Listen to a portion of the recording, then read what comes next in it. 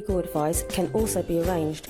Book your free 30 minutes consultation now on 0785 754 9115 or 01908 36 8000, or you can visit the Ramadan FM website based in Queensway, Bletchley. Save up to less than 50% on fees now. Waffles, crepes, cookie dough, ice cream, just what you need after a long day of fasting. Dessert Island is open until 1 a.m. during Ramadan, 7 days a week, and there is free parking at the rear. Come and see us at 116 to 118 Queensway, Bletchley. We can even deliver. Just visit dessert-island.co.uk or download the app. My name's Rob and I've benefited. My name's Bima and I've benefited. My name's Arman and I've benefited. My name's Philip and I've benefited. My name's Cara and I've hugely benefited. My name is Farida and I've benefited. My name is Sophia, I benefit. I'm Kunza and I've benefited. Do you want to benefit? I want to benefit. If you want to benefit, visit www.lot-tree.org. Lot Tree Traditional Learning. The Islamic Centre MK here in Coffee Hall still has outstanding debts to pay. Sponsor a brick for £20 in your name, those of your friends and family, or someone who has passed away. Sadaqah wipes out the sins like water extinguishes fire, Tirmidhi. This Sadaqah Jariyah is a form of giving that extends past our lifetime and helps those whom you have donated on behalf of benefit after theirs. To sponsor a brick for £20, email info@ramadanfm.com. That's info@ramadanfm.com. Don't forget to include your name and contact number. Please help to make the Islamic Centre debt-free this Ramadan. For a list of all our sponsors, please visit ramadanfm.com. Ramadan, Ramadan, Ramadan, 87.9 FM. Assalamu alaikum and welcome back to the Tech Show. We're in our third week now and we've got another new host. So let's go around and introduce ourselves. Assalamu alaikum, this is Max here again. Hope everybody's well and Ramzan is going well for you all. Assalamu alaikum, it's Nazir. How are you? Full of energy, Nazir. Assalamu alaikum, this is Faisal. So Nazir, you're back for your first show this Ramadan, but yeah, you don't seem that as energetic as the rest of us, even though you should be well warmed up for your first show. Yep, I'm warmed up. We've started off all the other weeks by asking everyone how the Ramadan's going so far. So I guess, yeah, since you're new again, go on. How's your Ramadan been going so far? It's going quite fantastic. Yeah, that's good. Yeah, I like that, quite fantastic. It's not completely fantastic, just a little bit fantastic. I feel like the days have gone quite quickly. Yeah? Yeah. I've had like 1 or 2 hard days, but generally it's been alright. Yeah, we're into the last 10 days now. I feel like it's gone quite slow this year. Yeah? And normally people say it's gone quite quickly, but for me, I think because we started preparing at least 2 months in advance, right. So a lot of this RFM stuff that's playing I've been listening to for quite a while, so it feels like it's been So you heard it all before, I guess. Yeah. But yeah, we're into the last 10 days now. So has anyone got any plans for the last 10 days? Anything interesting coming up? I'm going to London on Friday. Yeah? What for? Just this event with the Mufti Mint coming, yeah? Okay, sounds good. I think I'm going to that as well. Oh, okay. I'll see you there. Yeah. Yeah. I think there might be 1 or 2 other people there as well. I'm going to Glasgow on Thursday. Okay. To see in-laws or? Yeah, and spending Eid there. Okay, so that should be fun. Yeah, it'll be different. Yeah. Are you driving up or? I think we are, yeah. We'll be driving up. Sounds 6 good. hours. Are you going to wear a kilt for Eid? Not at all. Don't know if they do that up there. I'll have to see. I'll report back. Yeah, we'll find out next year, I guess. What about you, Max? Last one. Anyone? Any plans? No plans to go anywhere. We'll be in Milton Keynes. I'm still working most of next week, but the following week then, inshallah, off for the first 3 days. So, yeah, just try and do as much of others as possible during the last 10 nights, inshallah. Sounds good. So, last week we talked about Milton Keynes and the technology there, and a lot of it was kind of futuristic stuff that was already here, except for the washing machine that didn't actually exist. That was April Fool's, yeah. But yeah, we talked about the robots, we talked about driverless cars, all sorts. But so we thought this week we'll switch it up and talk about technology from the old and something related to Islam. Yeah.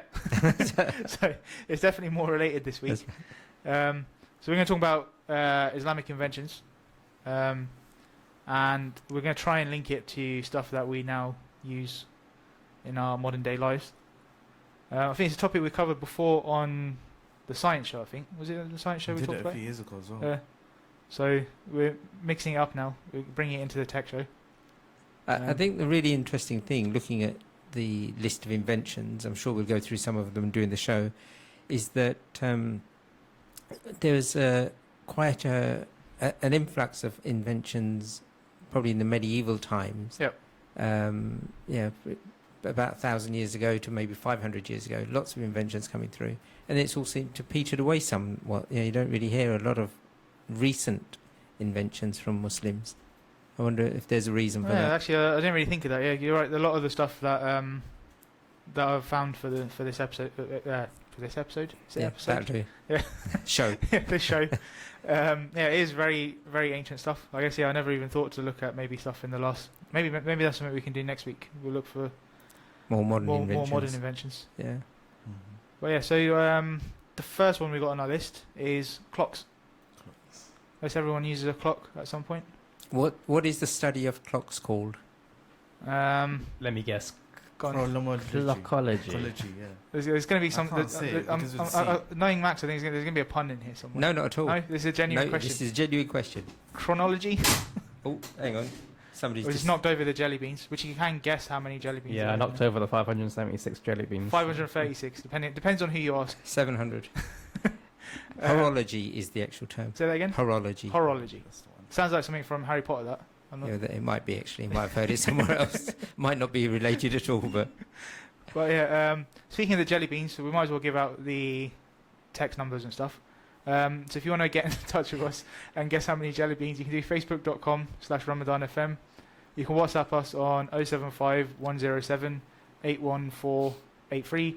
Email info@ramadanfm.com or give us a ring on 0208 133 4107. I think not being experienced in the world of radio, is it difficult for people to guess how many beans in the jar when they can't actually see it? Well, you can see it on the Facebook stream maybe. Let's see where pass me the jelly beans, I'll put it in a better view. Alright, you're going to hold them up to the camera. Yeah. You can also see a picture of this on the Facebook post that we have. Go to ramadanfm.com and it will say enter the jelly bean competition. That's a link to a picture of the jelly beans. And apparently these are halal. Yeah, they're gelatin free, gluten free, sugar free, everything free. Lots of free things, yeah. And they're free. They're free if you win them as well. Oh, there you go. I'm not going to hold them up the entire episode. But my guess is 536. So I recommend if you're going to guess, maybe I don't know, say 5, 6, something like that. I think so I've got a better chance of winning. Can't see anything. You should just shake it. But let's see if I put it there, then you should be able to see it the whole episode. You might have to zoom in a bit, but. Is that your word for the day then? Episode. Oh yeah, I don't know why I keep saying episode. Yeah, I don't know, maybe we'll see ourselves more of a... I guess episode works. It is an episode, yeah. Okay. I wonder, what does episode actually mean? So let's get back to clocks then. Yeah. Clocks. Yeah, so we were saying everyone uses clocks on a daily basis. I've got a watch on my wrist. So have I. Else? Yeah, that's 2. And a clock on my phone. Clock on your phone. Clock on your computer. All sorts. We use it for our prayer times. And that's actually what this guy called Al-Jazari from Diyarbakir in southeast Turkey. I think that's what he invented it for, right? So apparently by the year 1206 he had made numerous clocks of all different shapes and sizes. I guess we know now that the circular one is probably the one that stuck. I don't know if you've seen any other shapes and sizes. Was he the guy that made the sundial? No, so the sundial was else, the first clock, but obviously they only work during the day and during sunny days. So this was the first move towards an automated machine, if you like. Like a actual mechanical clock. Oh, I think I saw some of them. I went to Turkey recently. Yeah? Whereabouts did you go? Istanbul. And you saw all the clocks? I don't know if I saw them clocks. You saw a clock. But I went to, there was an Islamic museum there. Right. And had all the Ottoman stuff as well. Yeah. And had some of the clocks they were using. So maybe. I'm not sure what time period was the Ottomans. I don't know. Does anyone know that? It was a long time ago. We talked about it on the Jerusalem show, but the year I know roughly, but I don't know exactly. Roughly?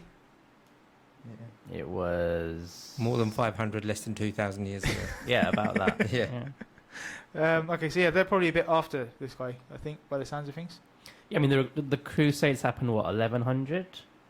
And then it was recaptured by the Ottomans, so... That's maybe it was around this time then, yeah. But yeah, according to the article I was reading, it's a long Muslim tradition of clockmaking. So I'm not sure how he could stick to the long tradition if he was the first one to invent them. But, yeah. Do you have some details on what this clock was and how it looked and that kind of thing? No. No? Okay, No, right. do you? It was called the elephant clock. Elephant clock. I've got a picture of it. I'll just show you guys just so you can see. Okay. It does look like an elephant. It does not look like a conventional clock at all, does it? Right? So it's basically, if you want to describe it for the listener. Yeah, so it's literally, it kind of looks like a grandfather clock on top of an elephant, basically.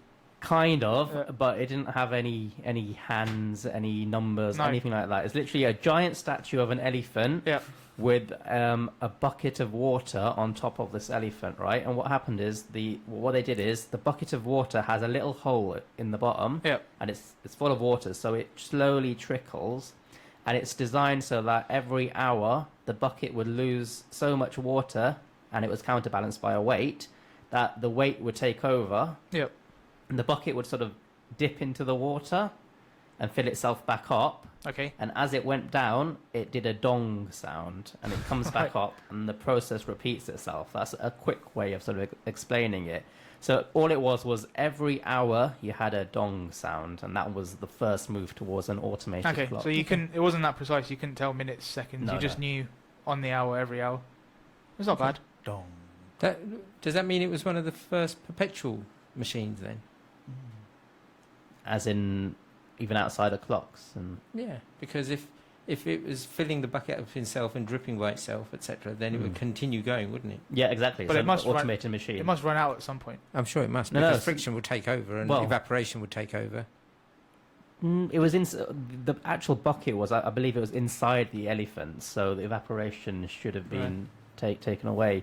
So what part does the elephant actually have to play in this? I don't know why it's an elephant.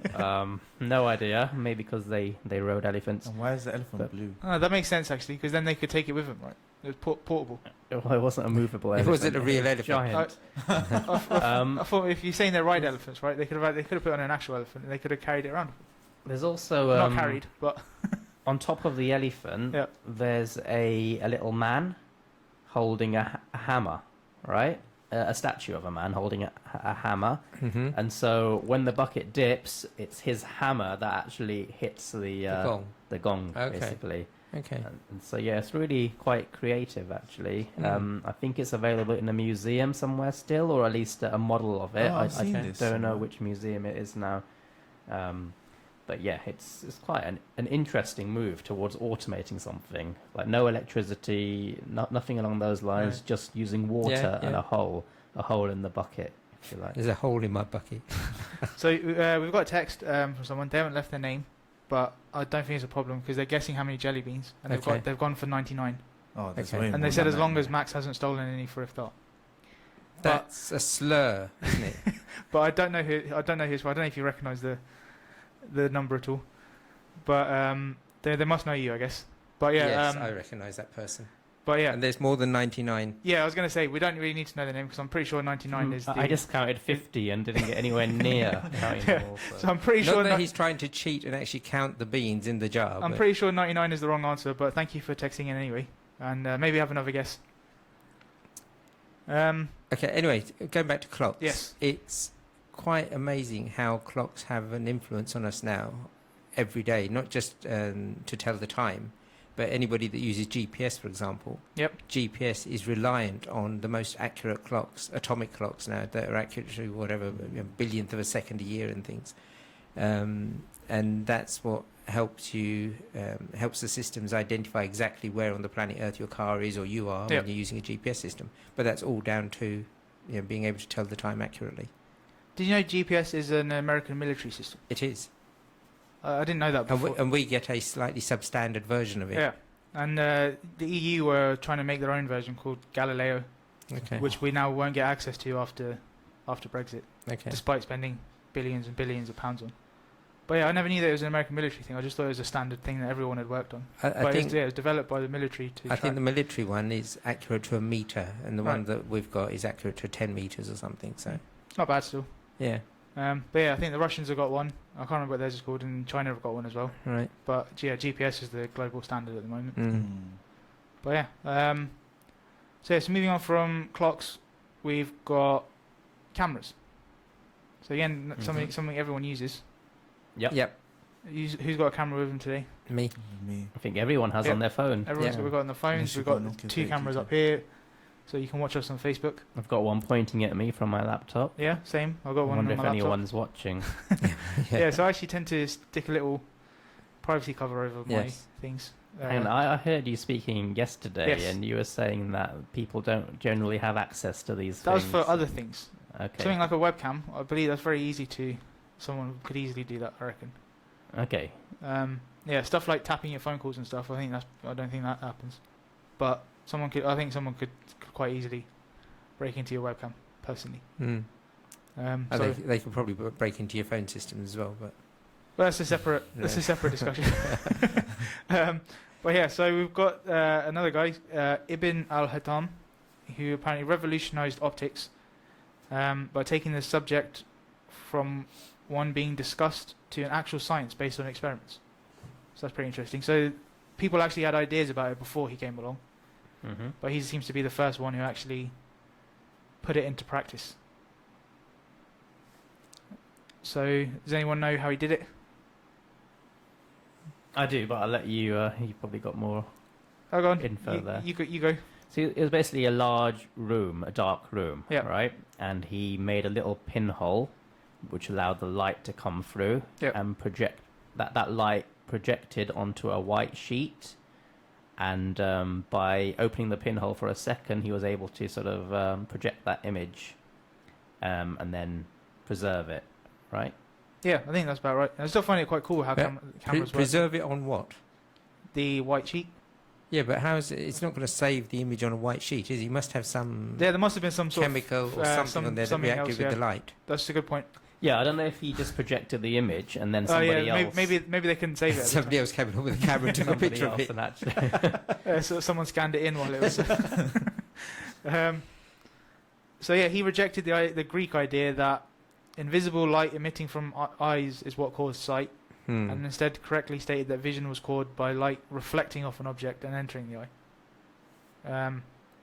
So I think they're saying basically what his experiments led to the invention of the modern camera. Mm-hmm. So before that, everyone was wrong. And he called this a camera, but he spelled it with a Q. So I'm guessing there was more of a foreign twist to it.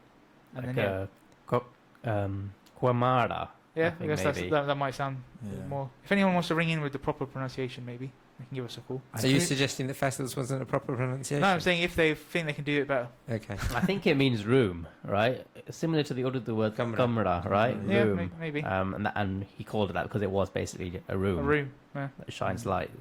So that's where the word comes from. Camera, Kamara, Kamra. Room. Yeah. It's crazy how much we use cameras nowadays, though. Like, Yeah. I think It is. But do we use them for anything useful? we use it for Snapchat. I don't know if that's useful. Taking pictures of food. It's pretty useful. Selfies, and it's just.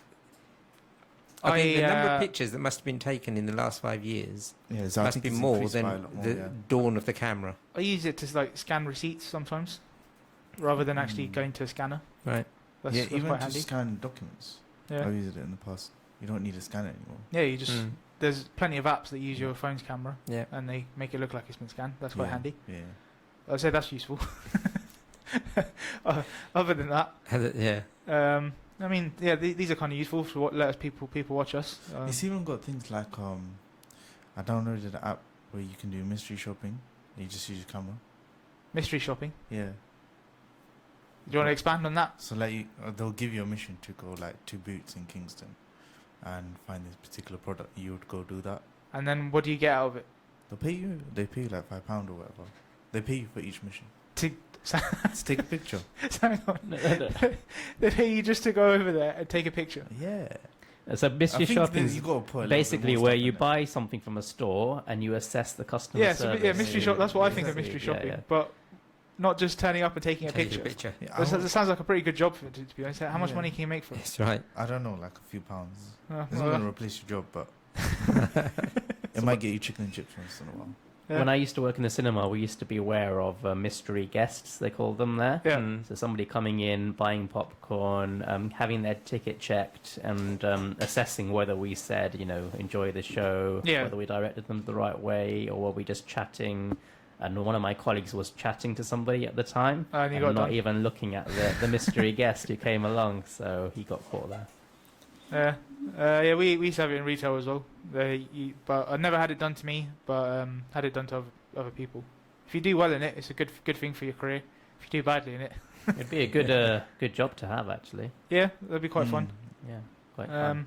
I've done it before as well. We used to go into competitor shops and just see what they do, and pretend to buy something, get all the way, and then walk out. Right. Just to see what their process is like. I don't think it's that hard to get into now. There's a lot of agencies that do it Yeah. online. Yeah. But yeah, I think Fez was looking for the air conditioning thing. It's leaking water, so... Is it? I'm Oh, waiting okay. for So this yeah, off that's and- probably worth turning it off then. Just a bit of electrical equipment in here. I think that's been a bit of a theme of our month so far. Is technical issues.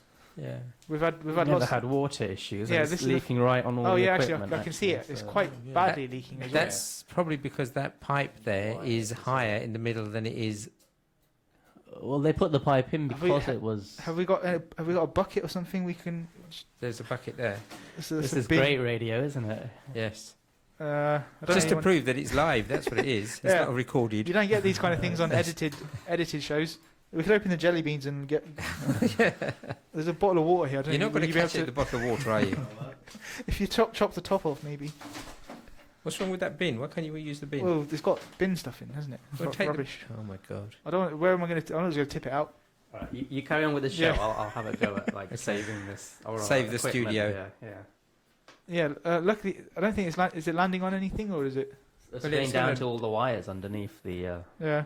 Right, I think Just I've sort of- got to go home now. Just sort of wedge it in between there. Now everybody's going to hear this dripping noise, aren't they? Yeah, but that's better than them hearing a bang when the equipment blows up and then us just sort of having to end the show quickly. I mean, if you're watching on Facebook, I guess there's a bit of extra entertainment for you there. Maybe extra, just some entertainment. Yeah, but like you're saying, well, I suppose you don't get this kind of thing on Radio 1 or BBC Asian Network, that kind of stuff. You don't. So that's why you should be listening to us. They have working AC. That's right, yeah. So it's funny, we had a problem with it last week. Last week we couldn't get it to turn on at all. No, that's right. And No, we now can't this stop week it it was dripping. working nicely, and then it's just suddenly started leaking. But yeah, never mind. So what's next on the list then? Next, flying machine. Oh. So this one's a bit controversial because whether or not it's an actual machine or not is debatable. Whether or not the guy actually flew is debatable. But the story goes, Abbas ibn Farnas is the first person to attempt to construct a flying machine and actually fly. So maybe some people have tried it before him, but he's the first one who actually flew. And his most famous trial was in Cordoba in Spain, and apparently he flew upwards for a few moments before plummeting to the ground and breaking his back. But still did it, still flew for a little bit. So some people might argue he just jumped off a building and fell off. Dressed like a bird. Yes. But the story, according to all the reports and the stories, he did actually fly. He did actually fly momentarily. Yeah. And they do say that Leonardo da Vinci copied his. Yeah, so he's sort of the inspiration for Leonardo da Vinci's machine. Yeah. What kind of bird was he? Not sure he got into that much detail where he chose a specific bird to copy. I think it was more the general idea. Okay. Do you want to describe it? It's like not a bird. It's almost like a glider. Yeah. So I think the glider is the Da Vinci one, right? No, this is the 9th century Muslim inventor. Yeah, it definitely looks like a glider. Yeah. Yeah. So I guess this is where the reports suit of differ. Yeah. feathers. Yeah. Because I heard it was just a suit of feathers, basically. More like a parachute or It's literally a hang glider. Yeah. It's pretty cool, actually. It is. But yeah, that's another thing that people take for granted nowadays, I guess, is flying. I was wondering if you look like the Dixie logo. Like a chicken. Are you really keen for some chicken and chips today or something? I think he's that's the second time you made a chicken and chips reference. Right. Yeah, I guess maybe he looked like the Dixie's logo, according to some reports. But yeah, I don't think we can 100% confirm that one. But yeah, so let's see, what else have we got? So we're coming up to our ad break now, actually. So after the break, which they have in episodes as well. Okay. We're going to talk about maps, crankshafts, and windmills. What about surgery? We could talk about surgery. Okay. Yeah, we don't have to stick rigidly to the schedule. No, that's fine. We never do. That was one thing Max was disappointed with this year, he was saying, was that I'd actually decided to plan the shows. Yes, which is most unlike us. Normally we just wing it. Yeah, so that's quite good. That's a good one as we're talking about flying. So we've got a few topics in the second half, but we'll wing it and we'll see how it goes. That's right. So do text in, do ring in, go on to Facebook, and let us know you're listening.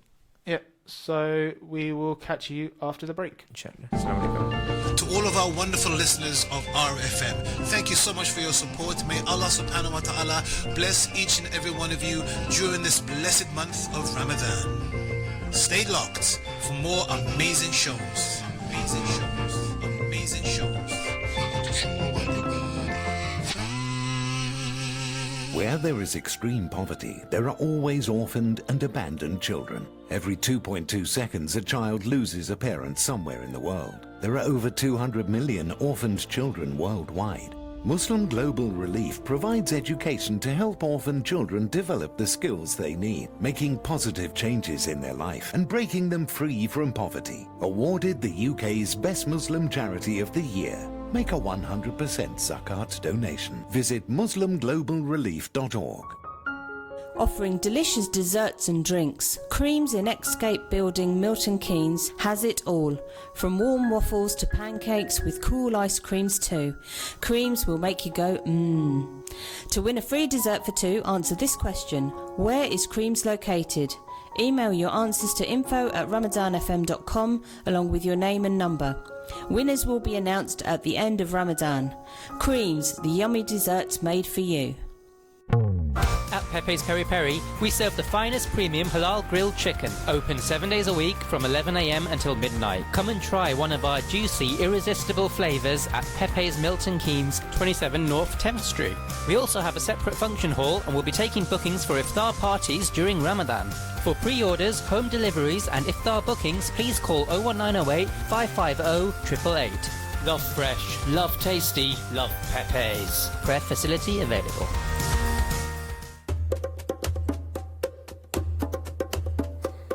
Al Farouz Kababish Netherfields brings you the best halal food in Milton Keynes.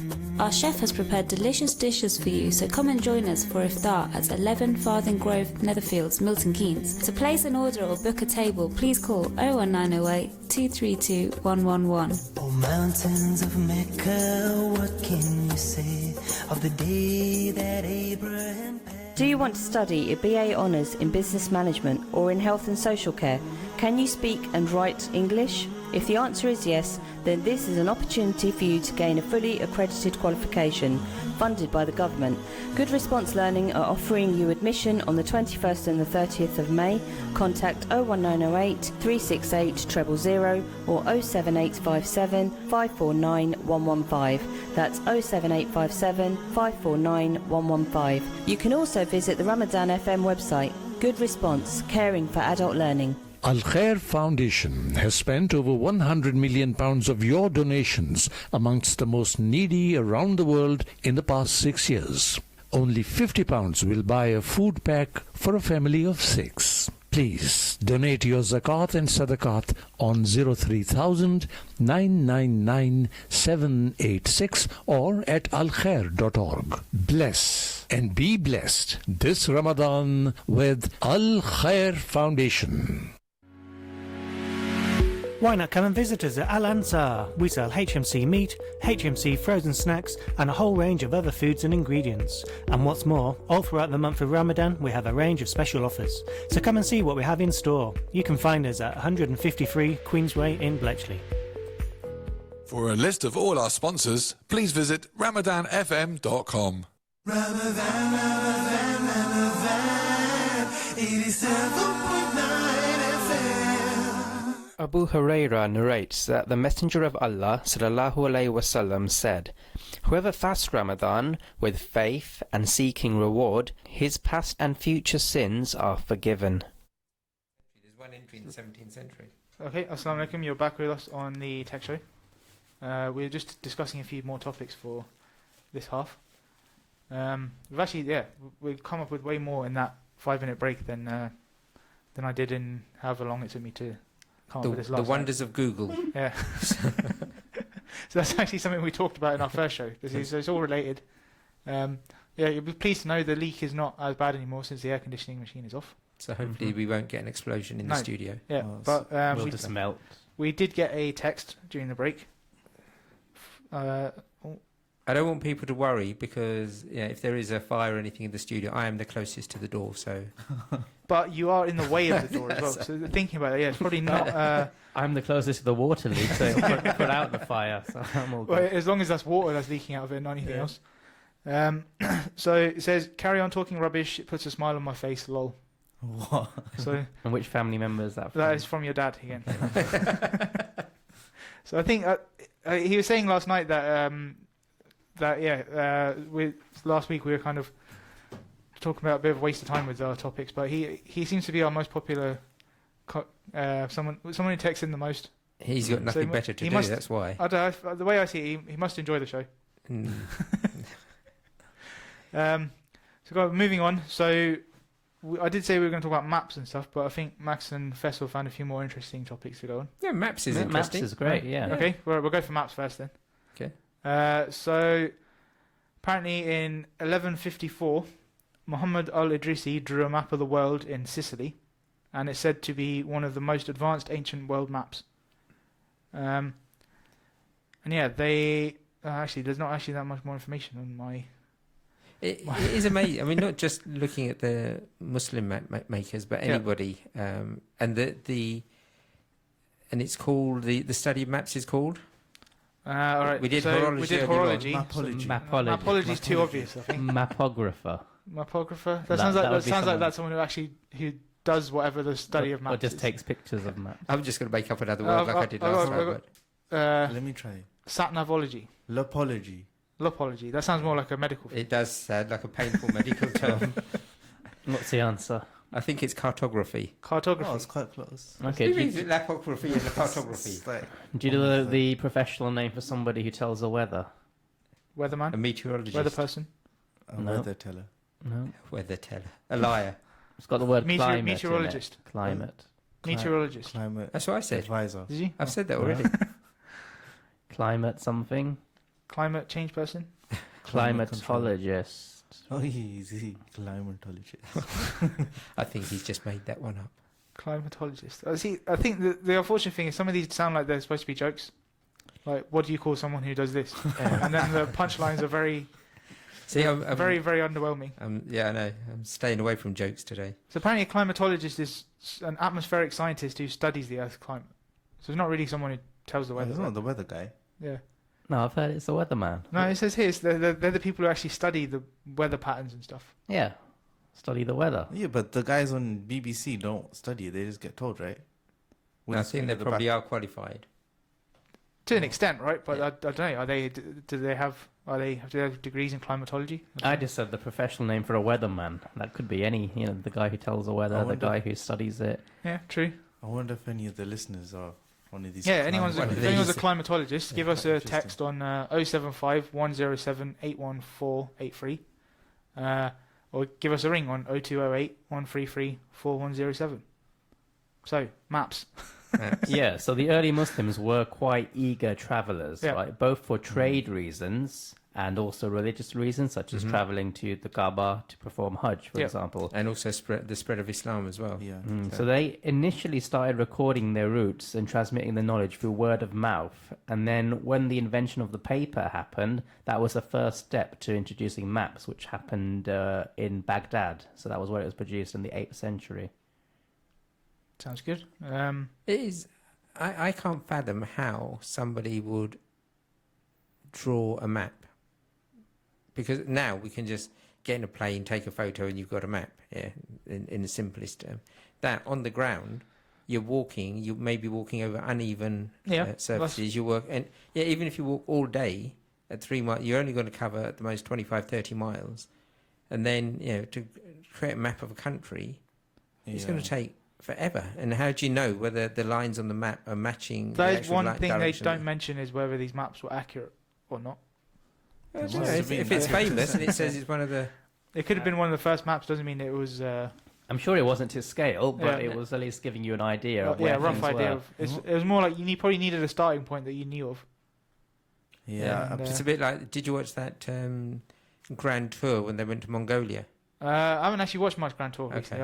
I found them a bit... That was quite good. Not one. as good as they I enjoyed used that to be, one. basically. No, I enjoyed the Mongolia one. But they had a very rudimentary map. Yeah. And it wasn't to scale, so... Yeah, it's a very interesting point, actually. I think if anyone knows, this is another thing we're going to have to ask our listeners to let us know. How would you draw a map if you couldn't get access to Google Maps and you had to draw a map for someone? How would you do it? Yeah, it's an interesting point. Even now, I think you'd struggle. I know. I suppose the roads probably help a bit, and some landmarks. Maybe landmarks is how they did it from. Maybe there's famous things people knew about. Don't know. Well, we talked about somebody who went flying, so they've got the bird's eye view, and then we talked about somebody who made a camera, so they can take a snapshot. But from the practicality take a of room it, upstairs as well. Yeah, the guy who flew, he landed on the floor quite quickly, so he would have had to. Maybe that's he would have had to jump off a lot. Because maybe he had a room on his back. Yeah, that's why he trying to take a picture, landed on the floor. So there you go. We're solving some of history's unanswered questions That's here right. on the show. Maybe next year we should have a history show. And, seems like we've got the right ideas. I think and no one's correcting us at least, so we must be saying the right things. Probably because nobody's taking any notice. I don't know. We got 2 people watching on Facebook. All right. Okay. So that's Hello, not bad. Facebook world. We've got 8 listening on RamadanFM.com. Not bad. And people driving around MK listening. Reliable sources. I think there's about 150,000 people listening on the FM at the moment. Yeah, probably about that. Yeah. I'm not quite sure on the population of Milton Keynes, but the majority of I've heard are listening to us now on FM. Are they? There's 4 people listening in this room as well. That's true. There are. There were 13,000 Muslims in MK. And we know on the all last of them are census. listening to us now. Yep. And then pretty much everyone else as well. Because what else would you be doing on a Saturday? Well, 12,999 because my wife's at work, so she won't be listening. Well, there might be. I've heard they actually play it in the shop now. Do they really? Yeah. They've struck a deal Okay. to play RFM just in the shopping centre and all around and stuff like that. So what's next on your list then? Next on my list is the crankshaft. Oh. What is this crankshaft? Never heard of it. You never heard of the crankshaft? You've never It's heard of a a new one. crankshaft? No. It's one of the most critical mechanical inventions of all time. Oh yeah, I've heard of it. No. Do you want me to describe what a crankshaft is? Yeah, I think we'll need a description of this. So I don't know if it's going to be an accurate description, but a crankshaft is a length of steel or some other material, metal, with it goes through the centre of an engine, and that's and it has protrusions, I guess, on it, so that as this rod spins and turns, those protrusions go up and down, and that's what drives the pistons to go up and down, and then the pistons have these little explosions in them, which then generates the engine and runs the motor.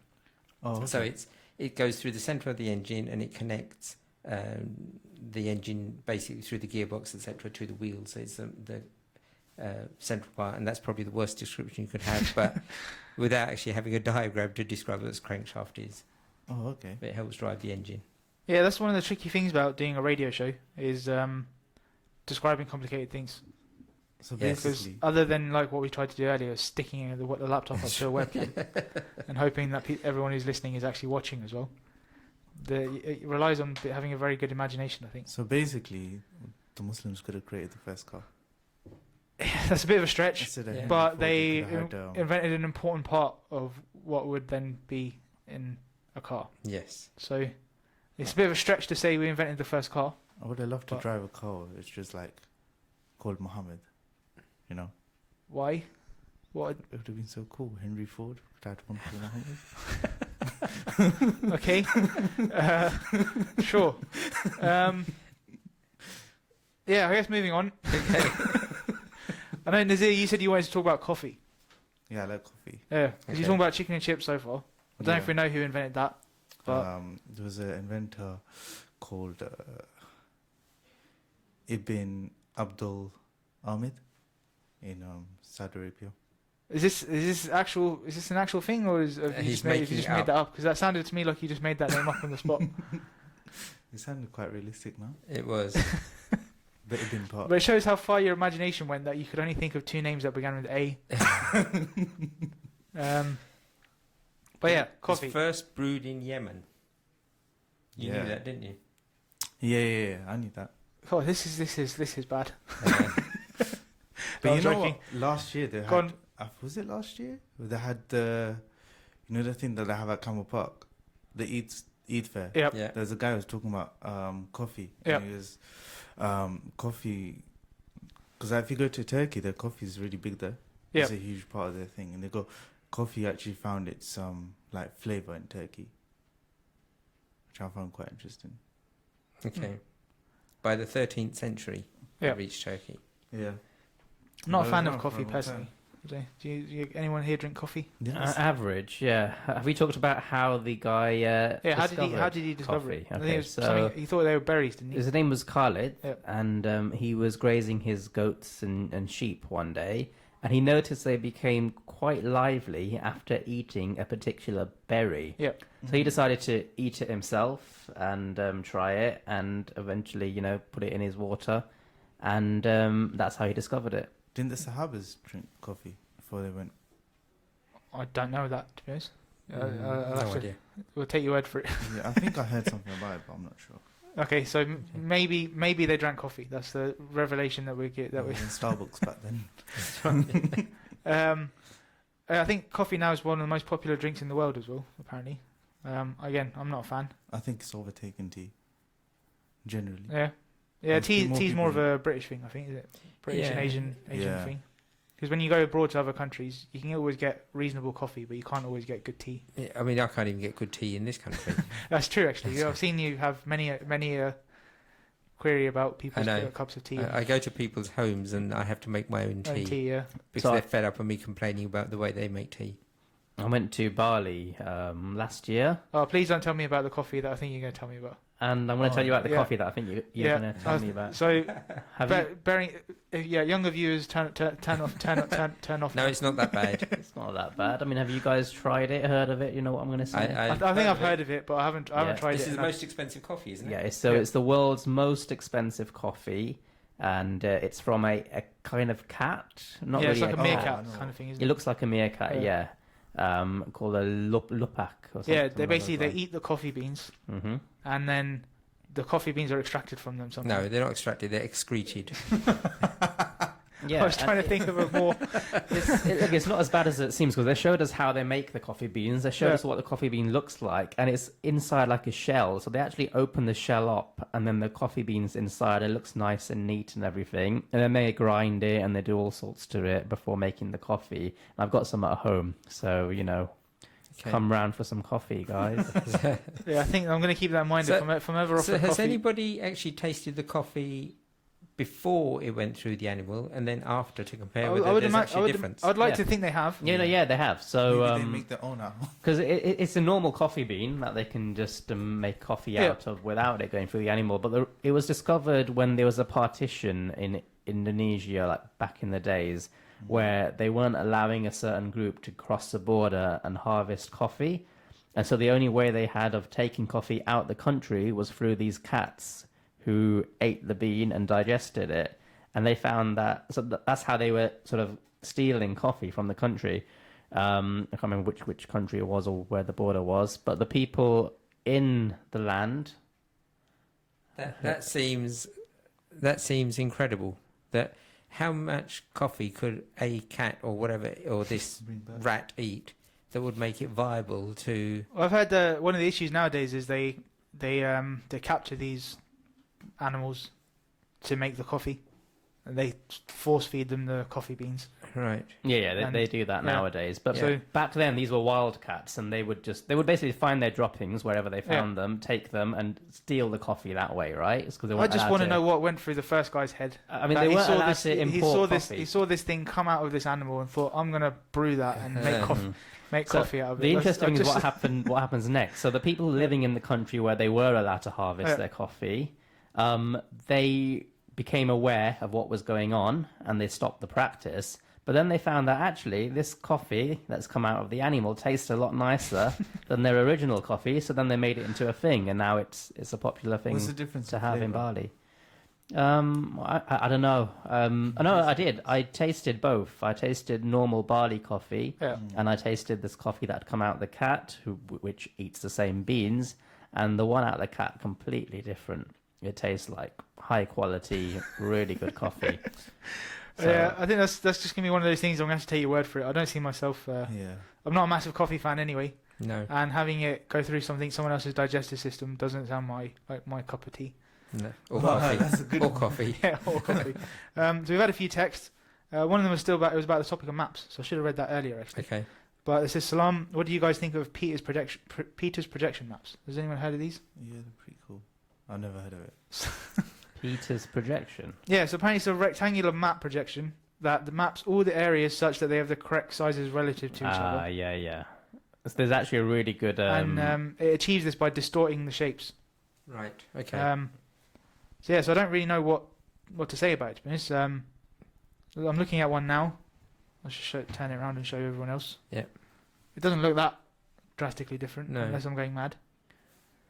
But it's interesting because what happens is when you study maps, or when kids study maps at school, they're always studied in 2-dimension, and they're flat, and therefore they can never be a true representation of the location or the size of the appropriate countries, because they've been converted to 2s. You've got to have a proper globe in order to have a real idea of the relationship of the different size and location of the countries. Yep.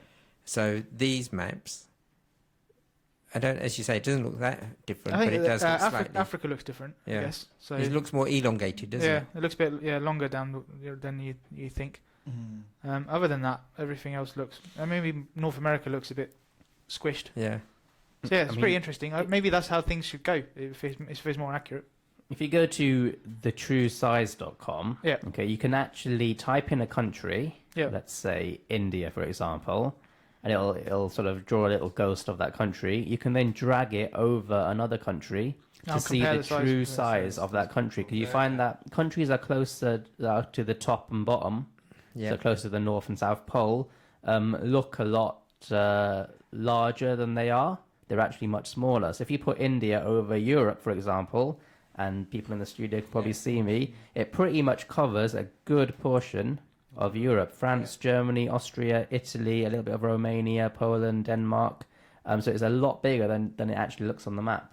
So it's a good one to play around with. It's thetruesize.com. Cool, so I guess that does link into that Peter stuff. Yeah, you're right. Is the further the further up you drag it, the place is actually bigger than it. Yeah. So an interesting one is that Australia is the same size as the United States. Really? Oh, yeah. That's very interesting. I think that is one thing that we should figure out about the UK is we're actually quite a small place. I don't know. I feel like sometimes in this country we think we're a bit bigger than we actually are.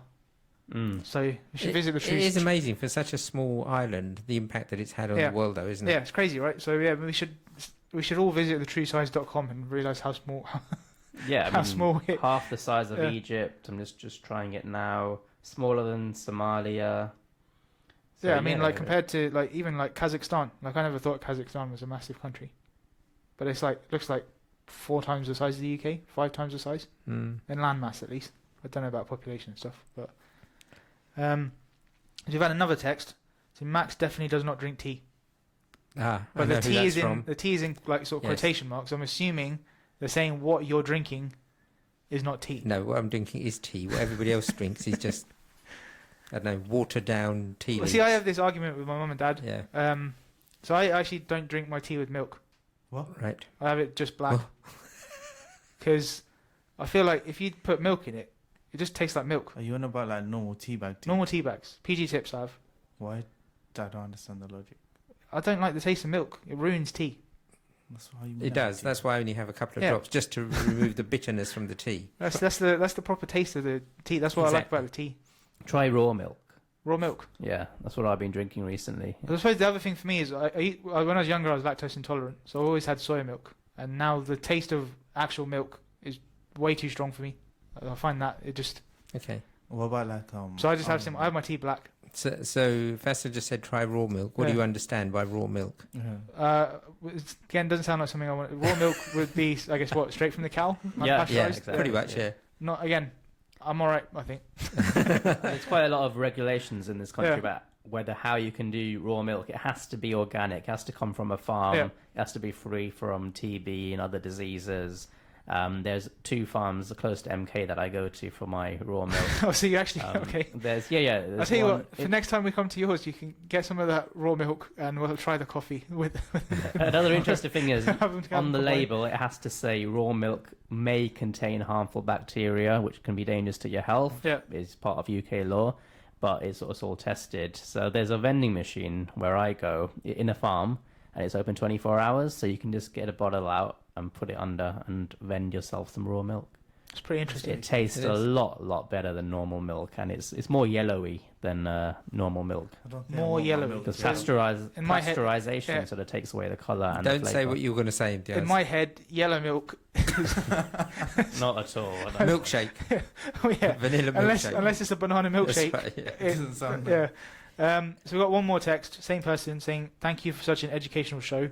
We really enjoyed listening in." That's from a Nissan family. So thanks for that. That's a nice. Hope you're having fun up in Birmingham. That's a nice message.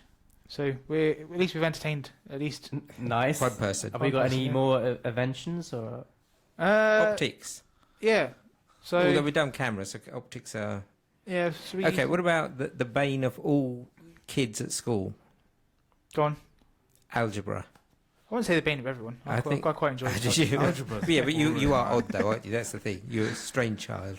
This is a massive one, I think. Yeah. Because algebra is the basis of all technology, programming, mobile phones even. Yep. So, in a way, Muslims invented technology because of inventing algebra, which has opened up the doors to all of us. Yep. So we've got another text. Raw milk is full of cream, so fattening. Apparently. Yeah, but it's really good, and it's full of. So is that why it tastes good, because it's full of cream? I don't know. Because when they pasteurize it, right, it takes away all the goodness, and then they have to add it back in, but it's not the same as the calcium that you get from it. So yeah, there might be a bit of fat there, but it's also really good. Yeah, fair enough. Is that the belay? Fat? Is that the belay? What's that? You know the Malay you get on. Malay cream? Yeah. No. No. Okay. Moving on, back to algebra. So you're saying algebra is the basis of all technology? Well, it is. It's the basis of maths, isn't it? And maths derive a lot of sciences are derived from those basic maths formulas and equations. Without it, as Faisal says, you wouldn't have a computer, you wouldn't have calculators, you wouldn't have mobile phones. A lot of the technology now, GPS, everything like that, just wouldn't exist without algebra. Yeah, I mean, I did engineering at uni, and basically everything I ever did was just different maths equations in different topics, but they were everything all came back down to the equations and stuff like that. But yeah, we're pretty much coming to the end of our show for this week. So we've got one more show left. Who's available? Are we all here next week? I think so. I'm coming. No, I'm not. You're not here? You're up in Glasgow. Mm-hmm. Oh yeah, you're going. So you got one more show on Wednesday. Are you here for that one? Yeah. So I'm here for my Wednesday show on Jerusalem. Right. We'll be talking about Jericho, Bethlehem, some of the West Bank. So really interesting one. Tune in for that.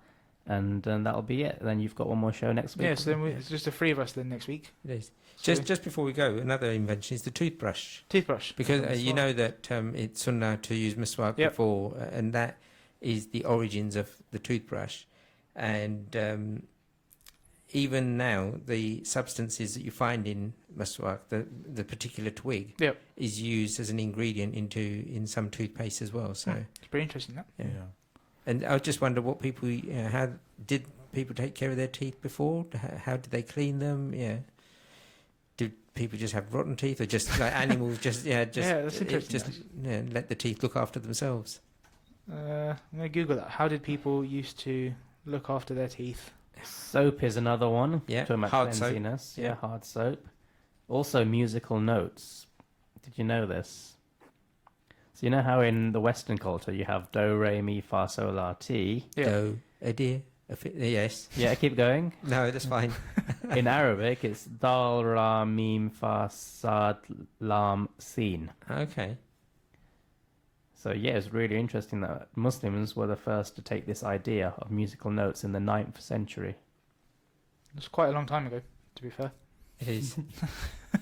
But there's all these things that, as I say, 9th century, we're talking about 11th, 13th century, so this is 700 years or more ago, where we've got all these really important inventions. Where are the inventions now? Yeah, so that's actually what we're going to try and find for our show next week. Yes. Yeah. We're going to stick with the inventions theme, but more modern, maybe last 20 years. This is the turn of the millennium. I think I know it's a tech show, but maybe we might focus on some of the personalities as well that we can branch might be out. involved in the tech world. It'll be our last show of the month. We'll go crazy. We'll do whatever subject comes to mind. Okay. Doesn't have to be We're specific. going to wing it again, are we? Yeah, we'll wing it. Back to the old days. Back to the old school. No planning. We'll just turn up next Saturday 2:00 and see what happens. Inshallah. Okay, so that's it for this week. Okay, everybody. Thanks for listening. Inshallah, talk to you again next week. Assalamu alaikum. Assalamu alaikum.